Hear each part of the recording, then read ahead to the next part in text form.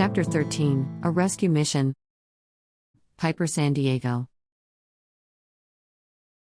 Elder Mayandilo said he could not go with Dogen and me to search for Kino.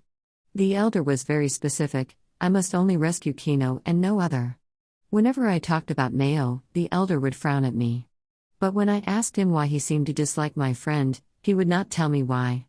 He would offer me no explanation, and there was the end of the conversation. I thought elders were supposed to be compassionate, which was why I found it hard to understand why Elder Mayan would not want anything to do with Mayo Calo. The good thing was that I finally convinced Dogen to go with me.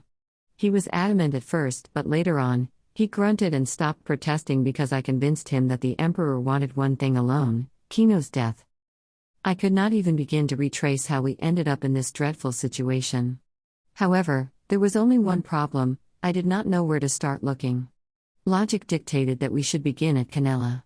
If the general was able to capture Kino, that meant that he would either have killed Kino or have brought him to the Emperor. And while the Emperor frequently leaves the palace, the chance of him being there was still higher than him being elsewhere. Plus, Dogen and I cannot multiply ourselves to cover the whole of Akea. So, we will have to begin the search with Kanelan. To be more specific, the Kanelan Palace. I sat silently while waiting for Dogen to arrive. Soft footsteps approached. I stiffened, made myself invisible, and held my breath, afraid that if it were another Niven who had somehow learned about our plan to leave Nivedon, he or she might reveal us to Mother. A shadow moved, and when the moonlight fell upon its face, it was Elder Man. I stood abruptly and rushed towards him. "Elder!" I gushed, excited to see him. "Are you finally going with us? Did you change your mind?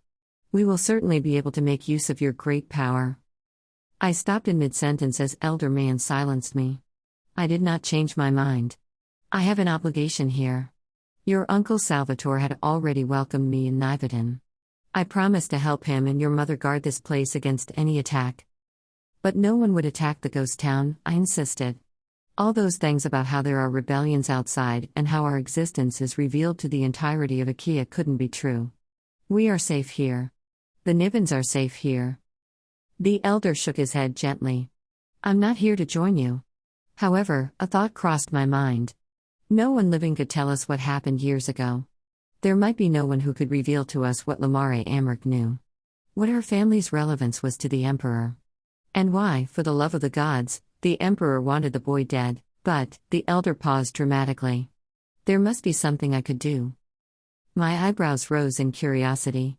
"Tell me, Elder," I said a little louder than usual. "If there's anything I could do to help, then I would." I stopped short as I detected some movements. There was another shadow lurking behind the door. When it moved closer to us, I realized that it was Dogen. The burly man was looking at me. "We must leave now," he said, sounding concerned.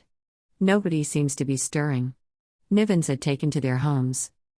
I glanced back at the elder. "As soon as I have new information, I will send you a word," he said. It seemed that the method by which he would extract the information from ages ago was not to be disclosed to me today.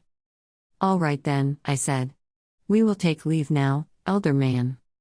His eyes took me kindly as he met my gaze. He touched my shoulders as though he wanted to prevent me from taking this trip with Dogen. He released me after enveloping me in a hug, and when I caught his eyes, they were teary. "Your father would be so proud of you," he said. "Be careful. If you need to send me news, please call my friend." The elder looked up and clapped his hands twice. A dove flew and rested on his outstretched hand. Then, he handed me the dove. "Calo would be traveling with you. He won't always be visible to you, but if you need him, clap twice and whisper his name. He will fly to you," he said. "But Elder, I don't know how to speak bird," I said in a rush. The elder's eyes crinkled as he smiled. "Calo understands our language. He would be able to tell me what you tell him. He won't use the same words you did, but it's something that won't be difficult for me to discern." I beamed. "Thank you, Elder," I said. "Calo will be a lot of help." Dogen broke the conversation. "We must leave now," he repeated. "Forgive me, Elder, but you know how Pyper is forbidden to leave Nivedon. We must be on our way now if we want miles behind us before a troop is sent to follow and take us back here." He grimaced as though he despised the thought. It still singes me that I had to go against my promise. You promised to take her back to Nibelheim. You never promised that you wouldn't take her on a journey after that, the elder said. I smiled gratefully at Elder Man. Dogen nodded curtly, although he didn't seem to buy that thought. He extended his hand, and I reached out to him. Goodbye, Elder Man, I said.